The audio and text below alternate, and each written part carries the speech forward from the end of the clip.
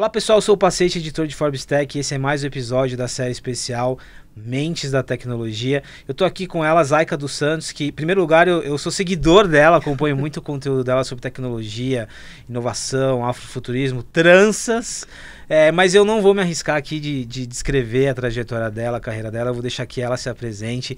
Zaika, bem-vinda, obrigado por estar aqui com a gente, viu? Luiz, muito obrigada pelo convite, estou muito feliz de estar aqui. Me apresento, é isso? É isso mesmo, veio direitinho de BH para falar aqui com a gente. Diretamente de Belo Horizonte. Belo Horizonte. Como você se define, na verdade? Porque assim, tem muitas definições, Sim. né? Multiartista, cientista de dados, enfim, o que dá pra minerar aqui? Tá, eu tô sempre no entrecampo de todas as coisas que me interessam. Então, eu sou cientista de dados, eu sou multiartista, curadora de arte digital, sou designer, eu sou também engenheira de prompt, e trabalho muito, né, nesse campo, que é como especialista de inteligência artificial. Então, eu estou bem no trânsito desses locais, atrelando também pesquisas a movimentos especulativos negros. Então, estou sempre tratando de especulações de futuro, né, e as suas relações enquanto movimento de tendência, mas também atrelado à arte, ciência, tecnologia e inovação. Afrofuturismo entra aqui também? Entra, porque ele é um dos movimentos especulativos que a gente vai ter, só que na relação dos movimentos especulativos negros. Mas você tem o afrofuturismo, aí tem afropessimismo, tem o afropresentismo, tem o africano futurismo, afrosurrealismo, futurismo quântico negro, futurismo mágico. A gente vai ter também humanidades digitais negras. Então, assim, é um macro muito grande. Você acabou de deixar claro aqui. Eu comecei agora o afrofuturismo. Olha o tanto de conceitos que já não tem aqui.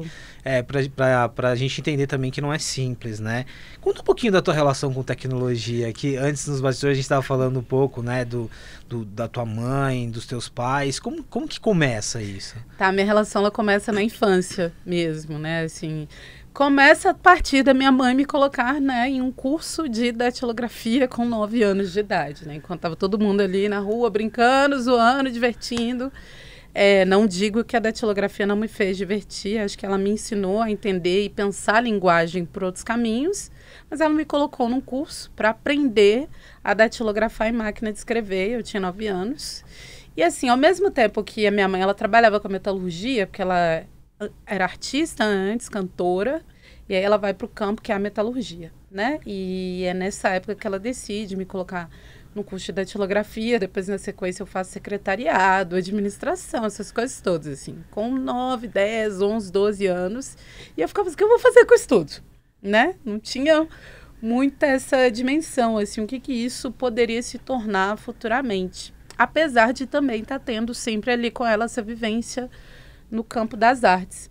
E aí, no decorrer do processo, né, eu acabo ganhando um computador muito cedo, muito novinha, né? Então, usou muito a datilografia? Usei bastante. Deu tempo de usar? Quando eu peguei ali o computador, eu já estava assim, eu nem olhava para o teclado. E era uma das coisas que eu mais gostava de contar, né? Assim, eu sei datilografar, assim, olhar para o teclado, mas usava muito também para pensar a escrita por outros locais, o código de escrita, né? Porque a linguagem me interessa muito como comunicação.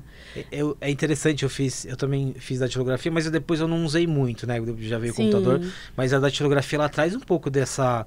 Você tá muito consciente do que você tá escrevendo. Sim. Você precisa pensar algumas vezes, porque né? senão você erra, né? Ali a gente não tem aquela relação do erro. Porque é isso, né? Pensar a comunicação e a tecnologia quando a gente tem essa evolução tecnológica, porque o computador é essa evolução tecnológica.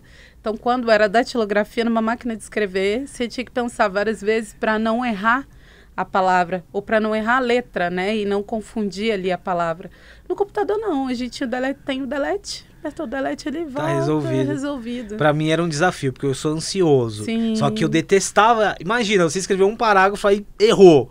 Uhum. Ou você depois corrigia o que não era legal, ou tinha que trocar a folha. Eu não gostava daquele processo de tira a folha, coloca de novo.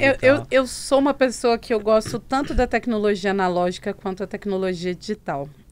Eu tenho um afeto muito grande pela evolução tecnológica.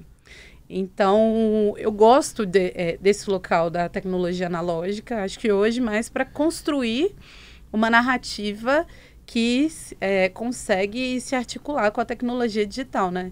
Porque, por exemplo, para minha mãe, uma máquina de escrever, né, máquina de datilografia, a datilografia era uma grande evolução, né? E aí no pensamento dela naquela época, e eu já era novinha, só que o computador ele já estava chegando, né? Então, assim, o pensamento dela era, a minha filha lá no futuro, ela vai usar dessa tecnologia, isso vai ser importante para ela. Hoje é muito legal, porque toda vez que eu converso com ela, ela sempre parte desse pensamento. E aí eu comecei sempre a refletir sobre a questão de que a minha mãe, ela também era muito ligada ao movimento negro. E aí a Lélia Gonzalez, em 1993, 1994, ela cedeu uma entrevista para o Movimento Negro Unificado, né, para o MNU, onde ela vai falar de futuro. Ela faz uma previsão de futuro que vai falar da geração de agora. E nessa previsão ela fala sobre o acesso e a democratização, né, da tecnologia e da informação. E aí ela faz uma alusão aos videogames, né, pensando a juventude negra, a população negra, com acesso ao videogame, com acesso a computadores, com a necessidade de se voltar para o quilombo para fazer uma informatização, uma democratização de acesso à tecnologia. E a minha mãe, ela acaba meio que fazendo isso comigo, assim, muito cedo. Inspirada nessa... Sim. Em 1994. 1994. E aí, assim, é uma entrevista que ela deixou lá, essa resposta aberta para toda a sociedade. E é muito legal pensar, né, como Lélia, ela já... Até porque ela é de estudos culturais, né? Ela é uma pesquisadora intelectual negra que vai falar também de raça, classe, gênero, mas ela tem uma relação muito forte com estudos culturais e a proposição de globalização e desglobalização. Então, a Lélia, ela faz esse apanhado também dentro de arte, ciência e tecnologia.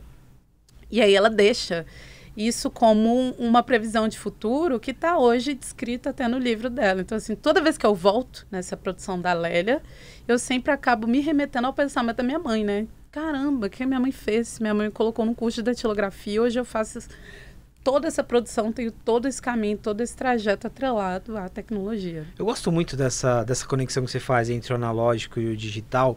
Ainda falando da máquina de escrever, acho que a máquina que popularmente chama máquina de escrever, ela acaba sendo um ícone interessante da nossa conversa. Naquele momento, quando vem o computador e aí você já está nessa transição, você lembra de ter algum tipo de percepção ou questionamento assim, nossa, essa tecnologia está vindo, acabou a máquina a datilografia acabou, agora é computador. Naquele momento tinha uma euforia nesse sentido? Eu acho que naquela época o que mais me interessava era a questão da transição enquanto uma relação de se comunicar. Então, eu nunca fui essa pessoa muito preocupada com se uma tecnologia ela ia sobrepor a outra. E sim o que ela poderia me gerar como espaço de convergência e comunicação. Porque, por exemplo, primeiro eu me interessei muito pelos bate-papos que eram por telefone. Beleza, depois eu tenho ali a máquina de escrever e começo a escrever alguns textos, poemas, né? Até como eu acabo indo parar na música também, né? Porque as minhas literaturas, elas acabam acontecendo ali na máquina de escrever também. E aí o computador, quando ele chega para mim como um local de, poxa, eu posso me conectar com pessoas de qualquer lugar.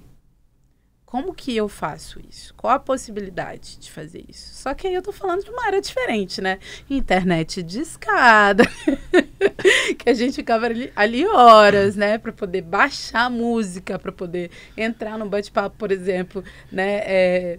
E tentar trocar ideia com outras pessoas. Então, para mim, tinha mais esse trânsito e a convergência da comunicação do que a questão mesmo, que hoje rola muito um apego, né? Até quando a gente vai falar de tecnologias emergentes, né? O apego de, essa tecnologia ela vai apagar outra. Meu Deus, é a revolução tecnológica e tal. Justamente porque eu sempre fui muito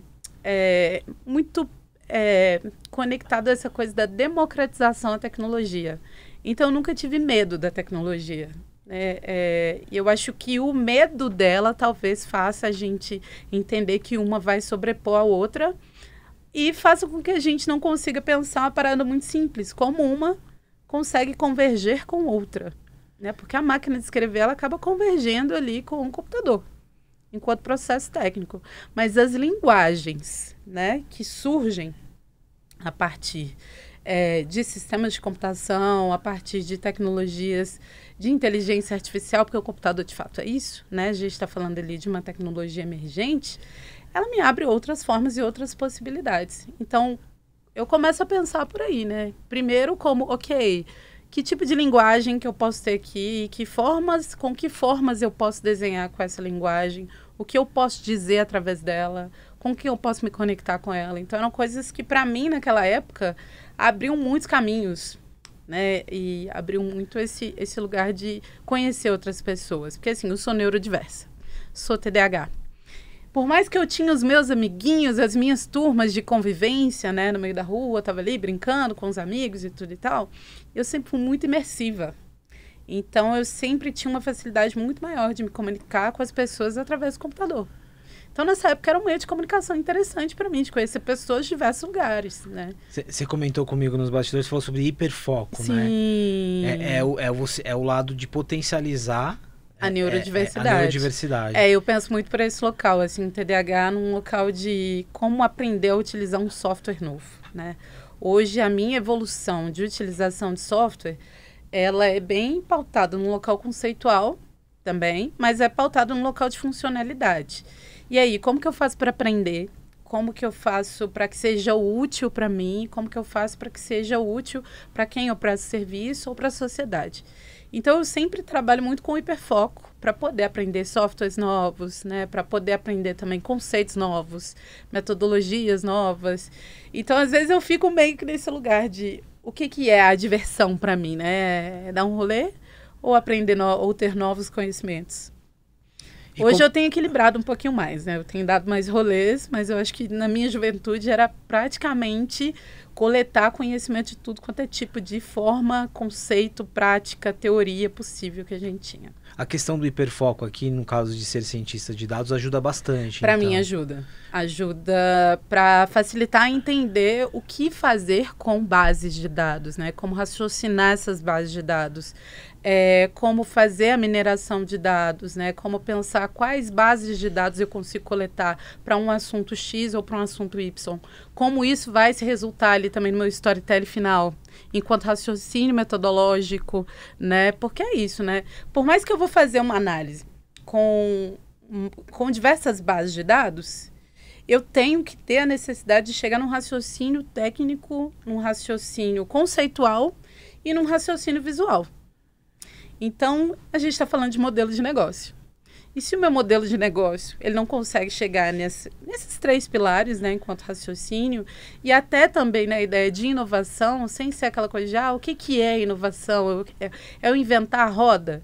Não, inovação é você trazer funcionalidade, é você pensar o que é, né, de prático e funcional para a comunidade, para a sociedade, ou até mesmo enquanto um modelo de processo metodológico, processo prático ou de trabalho.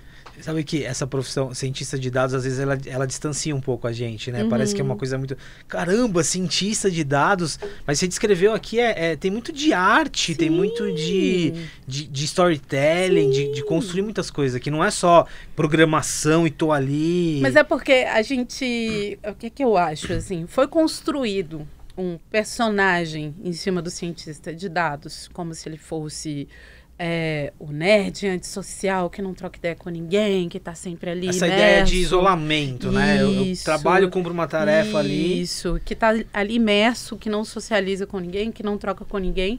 E não funciona assim, né? A ciência de dados é um processo onde o cientista de dados está ali trabalhando de maneira colaborativa. Um cientista... Colaborativa, essa é uma palavra importante. Um cientista de dados só ele não vai dar conta. Né? Vários, eles facilitam, assim, diversos projetos. Então, por exemplo, vamos pensar... Eu gosto sempre de pensar pelo meu projeto de conclusão de curso em ciência de dados. Nós fizemos um projeto onde a proposta foi minerar dados que falavam sobre as queimadas ilegais na Amazônia.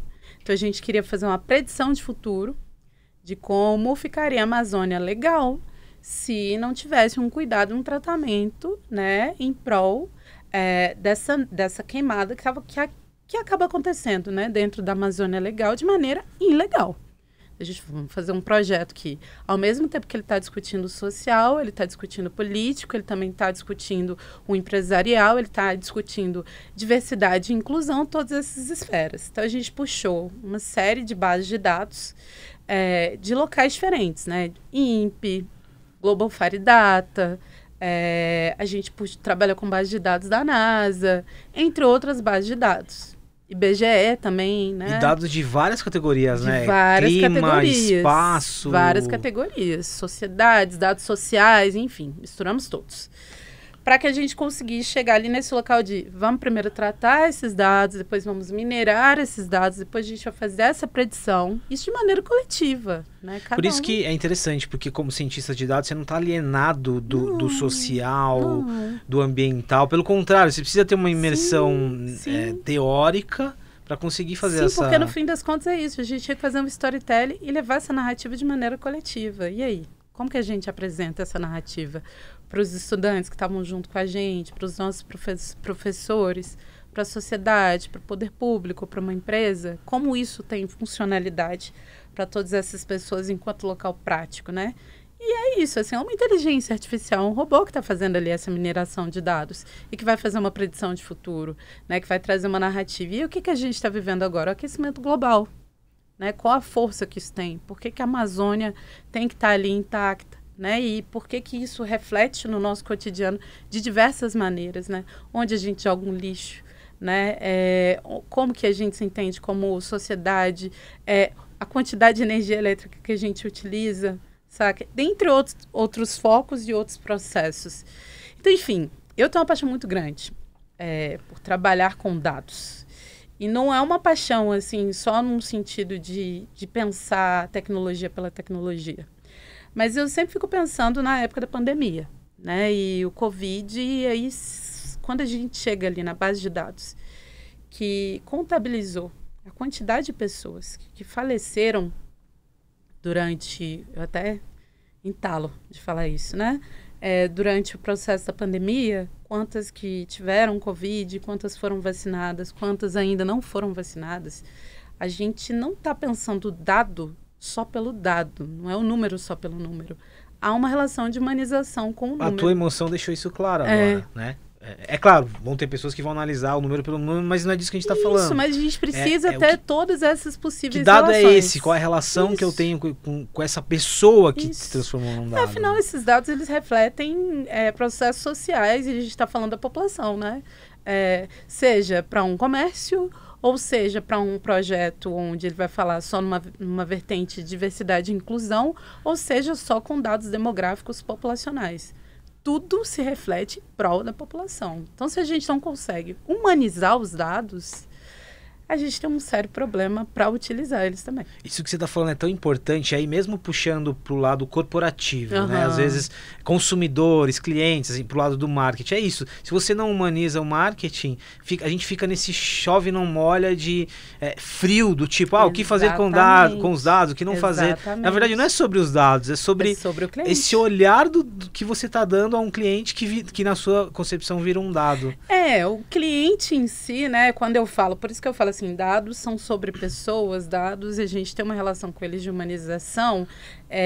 O cliente em si, ele tem uma dificuldade, às vezes, né, de se entender nesse local de eu estou sendo lido por uma empresa como um dado. E aí, a partir do momento que há essa relação de humanização dos dados, a gente chega nesse local também de entendimento de que o espaço de venda não é só a venda pela venda, e sim a venda em que ela é fidelizada a partir do momento em que o cliente ele consegue se sentir ali representado pelo produto que ele compra. Né? A gente tem as redes sociais hoje tentando traduzir um pouquinho disso, mas ao mesmo tempo desviando para outros processos, porque redes sociais elas estão muito atreladas à base de dados, né? Cada um ali se representando o seu próprio e-commerce, porque é um grande e-commerce, essa é a real. cada um representando ali o seu grande e-commerce, né, o seu produto dentro dessa base de dados e tentando vender isso para uma série de clientes que ficam o tempo inteiro passando. Né, esses diversos storytellers. É interessante, é o caminho inverso agora, né? A gente transformou dado numa palavrinha que tem um significado muito forte, mas que banalizada, seguidor. Um dado virou um seguidor, né? E aí a gente se perde nisso. Sim. É aí que tá, né? E qual que é a relação de humanizar o seguidor também. Isso esse é um olhar muito importante aqui. Zaika, você mencionou, e agora falando dela, inteligência artificial, que já apareceu aqui, você mencionou algo que me chamou muita atenção, que é sobre essa resistência que nós temos em relação à tecnologia, o medo que você disse que não tem. Por quê? E aí, antes de entrar em AI propriamente dito, por que a gente desenvolve, onde você acha que nasce essa resistência, esse medo, essa ideia do tipo, essa tecnologia, ela vai me substituir, ou ela vai trazer algum impacto negativo? Por que a gente tem mais facilidade de olhar o negativo do que o positivo? Isso é muito geracional, essa relação. E ela não começa só com a tecnologia digital, computador em si, né? Nem com tecnologias emergentes. A gente pode voltar mais no tempo e pensar, por exemplo, o surgimento da câmera fotográfica, né? Quando ela surge, é uma câmera que vai captar minha alma.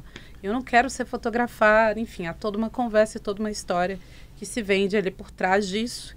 E aí tem a questão da relação da inventividade, ou seja, o que é um projeto que passa por um local de invenção e ciência, a relação do problema com a ciência como um local de é mágica ou não é mágica? Não, é ciência, né?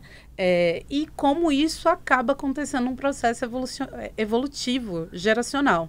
Então tá, aí vem primeiro o telefone, o medo do telefone, o rádio, o medo do rádio, saca?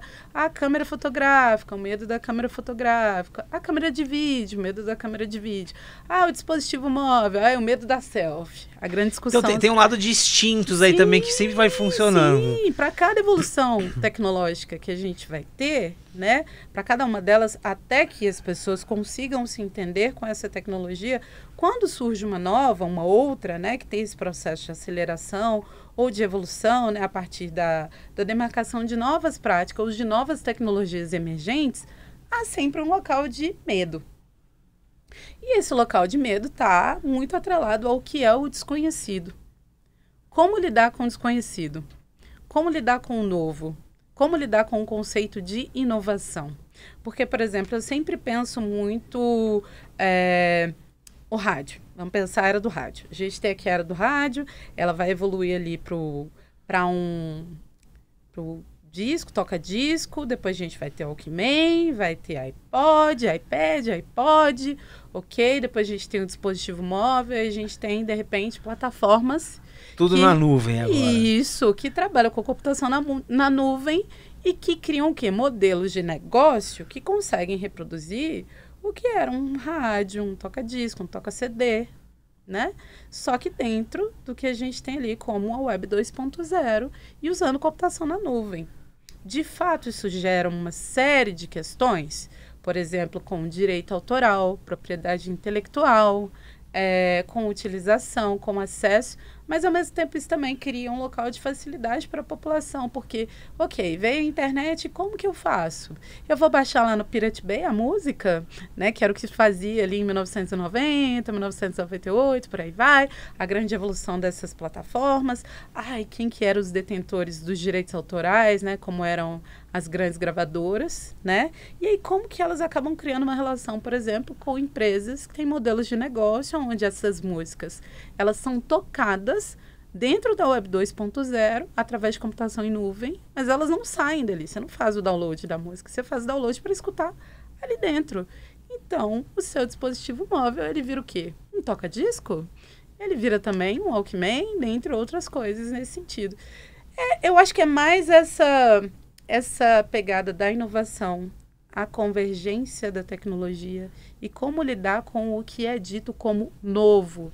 Eu não sei se é muito o medo da tecnologia em si, mas sim o medo da tal da palavra inovação. Você tem a sensação de que com inteligência artificial isso...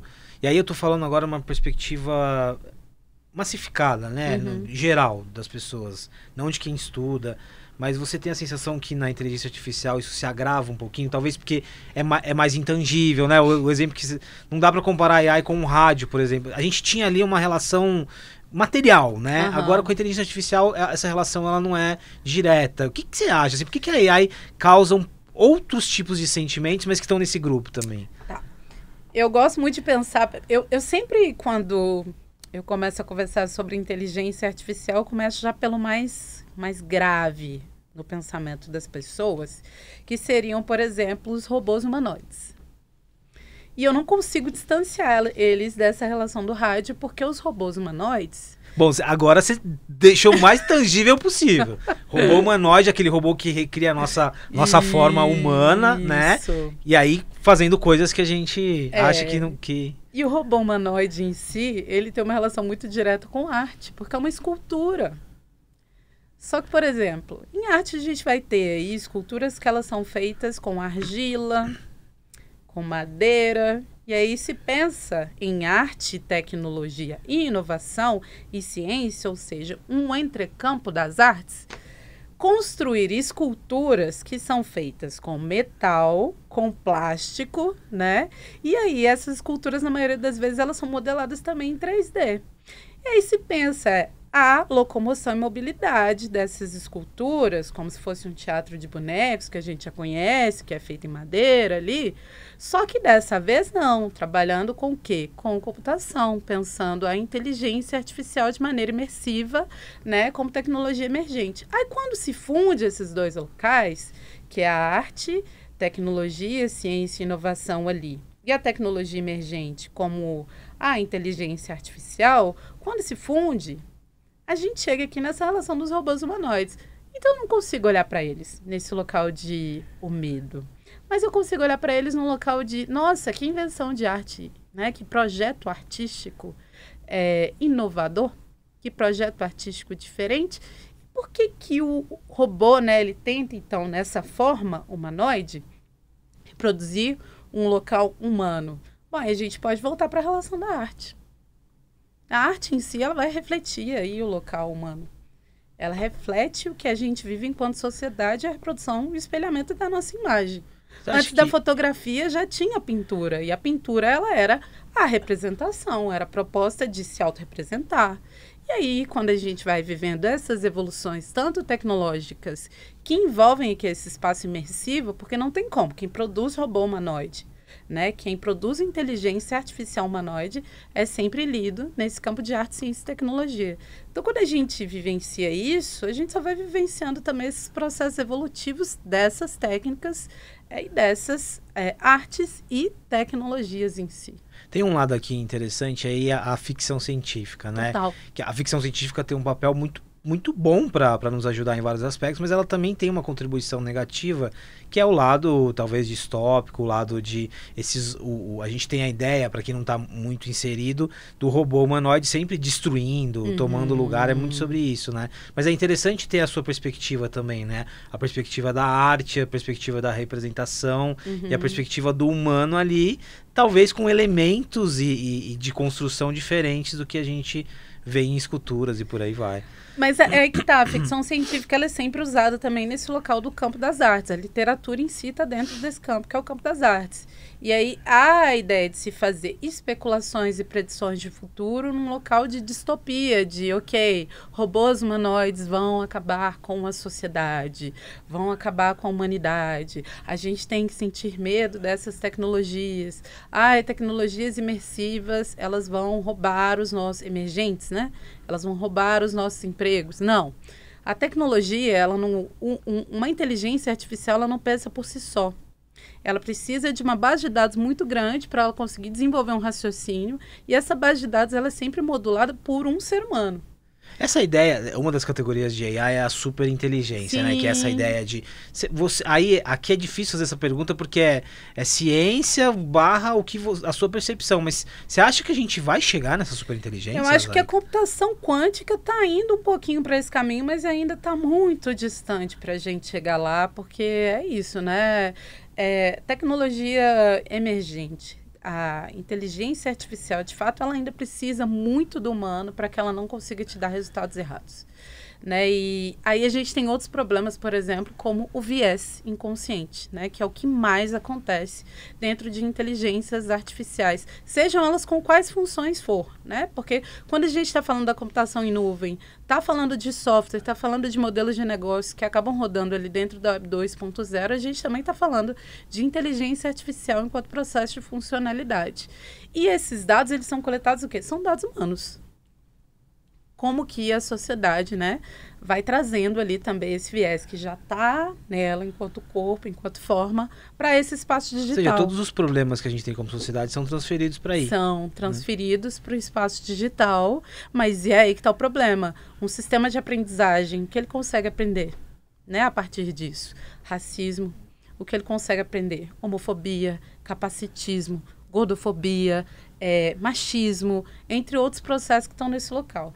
Para que a gente consiga também modificar isso, a gente tem que retomar uma discussão muito séria, que é a democratização do acesso à tecnologia digital, né? Que isso aconteceu muitos anos 90 e tem retomado bem pouquinho agora, mas cada vez mais a gente tem que fazer isso.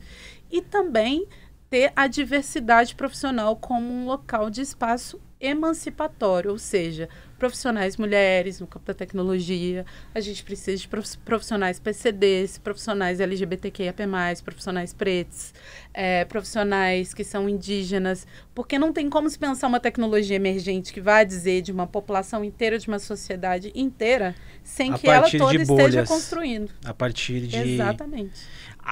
Nessa parte, você disse que a gente avança, mas de uma forma lenta, olhando uma perspectiva futura, talvez você não seja tão otimista, então, esse desafio. Porque aqui a gente volta num ponto, e aí aqui a gente fala muito sobre o mundo corporativo, diversidade e inclusão, em que a gente sempre tem a sensação que avançou um pouquinho, regrediu, avançou, regrediu. A gente sempre fica muito nessa discussão no mundo corporativo. Você é mais otimista, não muito? Eu sou assim, atualmente. Vamos praticar objetivos de desenvolvimento sustentáveis. Ponto. É o que a gente tem como processo e prática, né? Pensar ali as ODSs. Como aplicar essas ODS atreladas a todas essas discussões? A partir do momento que a gente tem uma empresa que ela tem um local emancipatório, ela tem como obrigatoriedade, e aqui eu não estou dizendo nem de tipo, vamos pensar a evolução no romantismo. Não, eu estou dizendo da obrigação funcional, da receita fiscal. A receita fiscal está ali extremamente estipulada com objetivos de desenvolvimento sustentáveis. A gente tem núcleos de diversidade e inclusão em todas essas empresas, discutindo, promovendo ações práticas. Não é só para um local de a gente acha importante. É por isso também, mas é também porque há uma obrigatoriedade a partir dos objetivos de desenvolvimento sustentáveis, porque isso é abatimento fiscal. Então, a minha conversa está muito atrelada a esse local de vamos pensar aqui, enquanto sociedade, esse local de evolução, mas a gente também tem um tanto de regras aqui, leis, que objetificam isso como um processo prático que tem que estar dentro do campo institucional, privado e público. Em outras palavras, não basta só a boa vontade das empresas aqui, você tem que ter incentivos e metas, porque no fim a gente está falando também de cifrões. Mas esses cifrões, eles não podem estar determinados só a meses e datas específicas. Porque a conversa quando a gente tem ali essa questão dos objetivos de desenvolvimento sustentáveis, é uma meta de evolução social. Porque senão a gente realmente vai para um aceleracionismo que está muito mais próximo de uma distopia. De tipo, ok, acabou, poluição vai ferrar tudo, saca? A crise climática vai destruir toda a sociedade.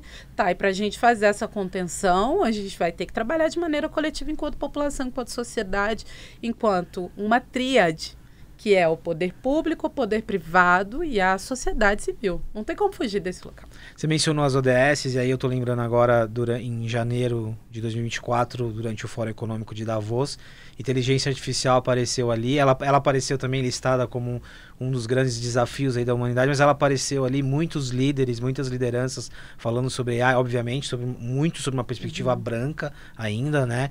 Mas me chamou a atenção como que essa discussão apareceu, e aí o FMI divulgou ali uma pesquisa que mostrava o desafio que os países subdesenvolvidos vão ter de usar a inteligência artificial, inclusive positivamente, economicamente aqui, Eu né? acho que aqui no Brasil a gente já está nesse processo evolutivo a partir da regulação, né? Porque tem que regular. Ou seja, é um mercado.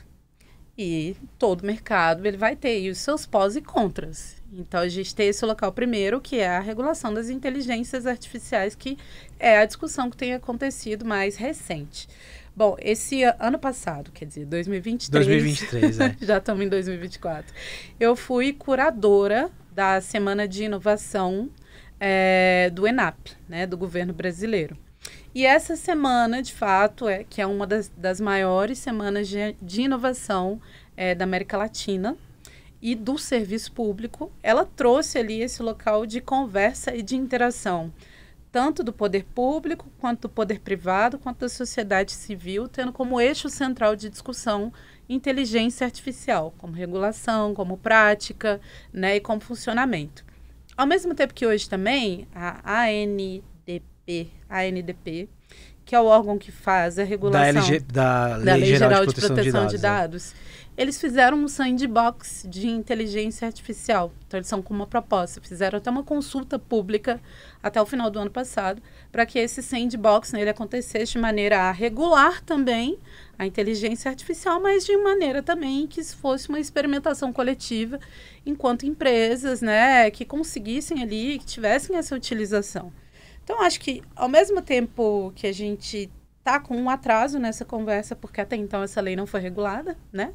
Da inteligência artificial, enfim, não aconteceu a regulação ainda, a gente também tem alguns processos de avanços. Então, são alguns exemplos positivos que você está dando aqui Sim, de como essa conversa deve avançar. Sim. Muito olhando no coletivo, representatividade. Mas a gente tem os pós e contras. Por exemplo, quando, de fato, né, a gente vai pensar que a inteligência artificial sendo utilizada nas redes sociais, por exemplo, artistas que começam a ter a sua produção a partir de inteligências artificiais. E não a partir só da cópia de bases de dados de outros artistas que estão nesses sistemas de aprendizagem, né, nesses modelos de linguagem. Mas aí, quando isso acontece, a gente vê um Papa sendo reproduzido só usando um lookzinho, sabe? Tão estiloso, estava chique. Isso gera um outro local de discussão também, Sim. né? Porque a gente começa a ver, por exemplo, essas plataformas que elas fomentavam um uso gratuito para qualquer pessoa, elas começando a passar por um local de limitar esse uso gratuito e não ser acessível a qualquer pessoa. Então, a gente tem pós e contras.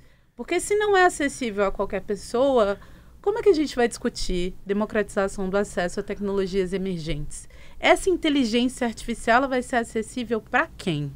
Ela vai ter funcionalidade para quem?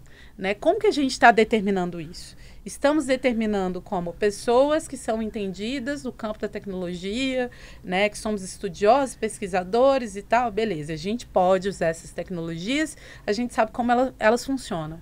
Mas e a população em sua totalidade? Então, a gente vai precisar democratizar, vai precisar passar por um processo de mentoria social e, ao mesmo tempo, é assim que a gente vai conseguir combater essa ideia de essa tecnologia, ela vai me substituir. Deixa eu puxar aqui. Isso aqui, o que você está falando é muito, muito poderoso. Tá, vamos pegar um chat GPT como exemplo aqui, que em partes é aberto. Considerando que a AI, a gente está falando de aprendizado, e em aprendizado, e se a gente está falando de um aprendizado que seja democrático, a gente precisa do maior número possível de pessoas usando, eu preciso ter uma pessoa da periferia usando o ChatGPT, eu preciso ter uma pessoa que é lá da Amazônia usando o ChatGPT. Ou seja, aqui fica muito clara essa distinção que você faz entre uma ferramenta que é aberta e uma ferramenta que é fechada. Exatamente. Ou seja, Exatamente. Mas aí a gente tem dois problemas. Por exemplo, GitHub. GitHub do ChatGPT era aberto. De repente, o GitHub do ChatGPT foi fechado, né? E aí, diversos cientistas de dados, né? Diversas pessoas que estão no campo da tecnologia começam a problematizar isso. Por quê? Porque foi fechado. Mas isso foi fechado enquanto modelo de negócio. Essa é a relação da empresa. Enquanto o local do usuário. Se a gente só tem um tipo de usuário modelando essa inteligência artificial, ela vai reproduzir diversas relações que são do racismo, homofobia, xenofobia, dentre outros processos nesse sentido, socialmente. Mas aí que tá, aí a gente volta para uma outra questão. não dá só para ser o usuário. Não dá para a gente pensar essa população, não dá para a gente pensar a população, de um modo geral, só como usuário. Ela tem que criar tecnologia emergente também. E aí, para isso, a gente passa por um local de emancipar a população. Um raciocínio de o profissional de tecnologia. Porque aí a gente quebra essa ideia de que existem pessoas que conseguem entender o que é o comércio, o e-commerce, ou existem pessoas que conseguem entender o que é o modelo de negócio, existem pessoas que entendem tecnologias emergentes ou não, e essa aqui é o restante da população de massa que não entende de nenhuma dessas tecnologias. Quando a gente consegue quebrar essa relação de bolha, e aí a gente volta para uma discussão que acontecia nos anos 90, que era a democratização do acesso à tecnologia digital, a informatização dessas tecnologias, a prática em que a sociedade ela passa de ser só o usuário que está ali, mas também consegue entender que ela pode construir com essas tecnologias, porque a tecnologia é aberta, né? É código aberto, é escrita aberta, é colaboração. A gente consegue pensar um outro local para a construção dessas inteligências artificiais. Pode dar bom isso? Demais. Pode dar super bom. Mas para isso a gente tem que estar afim de fazer isso também, né? De construir de maneira colaborativa com a sociedade. Esse é um casamento de temas muito bom para a gente ficar de olho, né? Open source, né? Essa ideia do aberto com inteligência artificial. Zaika, você me deu um gancho aqui para a gente terminar. Uma última pergunta. E aí, muito nessa ideia que você trouxe das plataformas, do uso da AI, tem várias pesquisas mostrando assim, o quanto que a gente tem desafios hoje no Brasil. A gente tem startups de AI, tem pouquíssimas startups de AI que são lideradas por pessoas pretas, por exemplo. Mas o Brasil é gigante, imenso. O Brasil tem suas particularidades. A pergunta e aí a gente consome uma inteligência artificial, a gente usa uma tecnologia que vem de fora, quase 99%. Estamos longe de ter a nossa AI, de ter as nossas AIs, de ter uma produção interna dessa tecnologia? Eu não acho que a gente está longe, não. Acho que o importante primeiro é valorizar os próprios modelos de negócios que são construídos no Brasil, né? Eu, por exemplo, eu tenho uma empresa de tecnologia que se chama Afrofuturismo Artstem, onde eu tenho modelos de negócios que são desenvolvidos a partir de inteligências artificiais. Para além disso, faço mentoria, cursos, formações, dentre outros. Então, tem essa coisa do profissional de tecnologia que também favorece a sua própria produção, né? Que também faz esse trânsito de levar a sua própria produção para fora. Por exemplo, atualmente eu estou fazendo uma exposição dentro da Web 3.0, junto com uma comunidade digital a qual eu coordeno, que se chama Black Speculative Art Movement. E essa comunidade, ela reúne aí criativos, designers, intelectuais, cientistas, de diversos locais, de todas as regiões do Brasil. E a gente está fazendo o quê? Uma produção coletiva de uma exposição onde a gente vai falar de um processo tecnológico e de um processo geracional brasileiro que está atrelado a uma era muito forte à discussão da revolução da tecnologia. Quando a gente pensa aqui em 1919 e 1933. Essa exposição ela vai estar em conexão com o Carnegie Hall, que é uma grande instituição que a gente tem como um local de fomento estrutural social, como instituição de arte. Tá, então aí eu trouxe aqui para o lugar do eu, para poder iniciar essa conversa. Por quê? Quando eu penso em falar da minha produção enquanto profissional de tecnologia, ou quando eu penso em construir essa produção colaborativa com profissionais de tecnologia do Brasil, eu preciso também levar isso para fora, levando o local de onde eu venho, qual que é a minha origem, qual que é a minha história, qual que é a minha referência social nesse sentido e qual que é o meu pensamento de tecnologia para outros países. Isso, de fato, é ter uma relação global com a ideia de tecnologias emergentes também. Porque quando a gente está falando... você falou de Davos. Quando a gente está falando da ONU e Unesco, na discussão de tecnologia emergente, a inteligência artificial, como a gente consegue usá-la de maneira positiva, como a gente consegue usá-la de maneira colaborativa, ainda há muito o como, mas existe muito poucos exemplos. Eu acho que esse é um local muito forte para que o Brasil ele consiga chegar enquanto processo prático. A gente tem diversos processos práticos aqui no Brasil. o brasileiro em si, nós somos muito inventivos, né? A gente passa o tempo inteiro criando e recriando várias ideias. Se a gente pode pensar isso pela quantidade de meme que a gente consegue ver nas redes sociais, é o tempo inteiro. Então, a partir do momento que a gente consegue atrelar esse conceito de inovação para a nossa produção e levar isso também para fora, é uma nova forma de se pensar aí o uso dessas tecnologias emergentes. Eu quero sempre trabalhar com tecnologias que são feitas de outros países ou que são construídas, né, inteligências artificiais que são construídas em outros países. Eu não tenho muito problema com essa relação, mas eu quero construir a minha em si, né, e quero continuar construindo as minhas em si, para que lá no futuro, se por acaso a gente for para uma distopia ou a gente tenha uma relação de utopia, ou a gente tenha uma relação de ficção e realidade, que é o que eu gosto de dizer, que é essa tal da afrofuturalidade, como conceituo, que é um entrecampo de ficção e realidade, eu esteja ali com a minha própria produção e com o meu ciborgue humanoide, trazendo o que, de fato, ele consegue refletir para o meu fazer social, para o meu cotidiano. O que está relacionado a esse processo de emancipação que você tanto mencionou aqui por várias vezes. Exatamente. Zayka, a gente ficaria aqui, a gente vai precisar ter outros episódios aqui. Eu queria super agradecer. Acho que muitas coisas, assim, eu destacaria, mas eu vou destacar um elemento importante. E aí está refletido muito na sua pessoa, né? Tentar olhar a tecnologia, olhar a tecnologia também pelo lado da arte. Sim. Né? Essa leitura que você faz e sobre vários aspectos, também muito positiva, né? Mas eu achei um aprendizado interessante aqui, mudar a perspectiva. É importante a gente fazer isso, porque a gente está sempre pensando a tecnologia pela tecnologia. E ela está sempre em conversa, em diálogo com diversos campos, né? A arte, a ciência, a inovação em si. A tecnologia, ela não consegue ser a inovação só, né? Ela precisa de outros conceitos. É um exercício de olhar a tecnologia. A gente olha muito a tecnologia de forma separada, né? Integrar em tudo isso. Incrível, eu queria super agradecer. Obrigado por ter vindo de BH. Mais do que uma história incrível, eu acho que você tem...